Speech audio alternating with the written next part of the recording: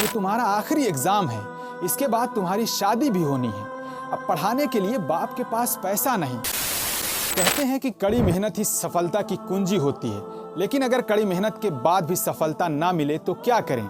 ऐसा ही कुछ हमारे देश के छात्रों के साथ हो रहा है। यहाँ 18 जून को आयोजित यूजीसी नेट परीक्षा के बारे में आपको बता रहा हूँ। ये परीक्षा 18 जून को होती है और उसके ठीक एक दिन बाद 19 जून की रात को परीक्षा रद्द होने की खबर आती है। जो छात्र पिछले कई महीनों से तमाम तरह की परेशानियों से जूझ रहे थे, पेपर लीक ने उन्हें झिझोड़ कर रख दिया है। ये छात्र परीक्षाओं के लिए दिन रात मेहनत करते हैं और रात की नींद खोकर भूख प्यास सब भूल कर किताबों को कवर बनाते हैं और एग्जाम की तैयारी करते हैं। ज्यादातर छात्र ऐसे हैं जो अपने माता पिता और परिवार से दूर रहकर इन परीक्षाओं की तैयारी करते हैं। गरीब छात्र तो ट्यूशन पढ़ाकर अपनी फीस और अपने किताबों की फीस जमा करते हैं और अपना जेब खर्च भी चलाते हैं। साल के 6 महीने कड़ी मेहनत करने के बाद बड़ी उम्मीद से फॉर्म फिल करते हैं और फिर चिलचिलाती धूप में जब तापमान 50 डिग्री के आसपास होता है, परीक्षा हाल तक पहुंचकर एग्जाम देते हैं। एग्जाम देने के बाद एक दिन भी शांति से नहीं गुजरा, खबर आती है कि पेपर लीक हो गया है। एग्जाम देने वाले हजारों छात्राएं ऐसी हैं जिनके माता पिता ने कहा था कि ये तुम्हारा आखिरी एग्जाम है, इसके बाद तुम्हारी शादी भी होनी है।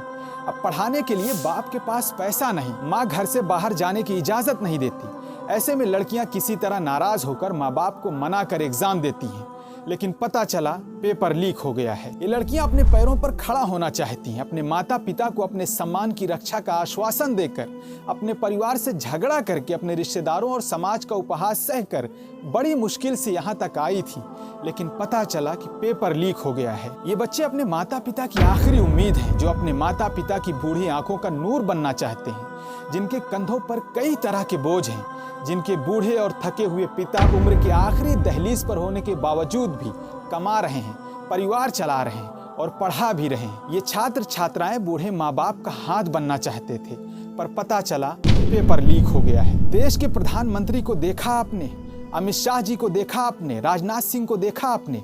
राजनाथ सिंह तो इस बार जब से सांसद बने अपने क्षेत्र लखनऊ तक नहीं गए। ये लोग एनडीए नीतीश नायडू को बचाने में लगे हैं और दूसरी तरफ नीट, नेट, एनटीए, यूजीसी में धांधली और पेपर लीक चल रहा है। देश में भाजपा के बड़े नेताओं ने कहा कि मोदी ने रूस और यूक्रेन की वार रुकवा दी,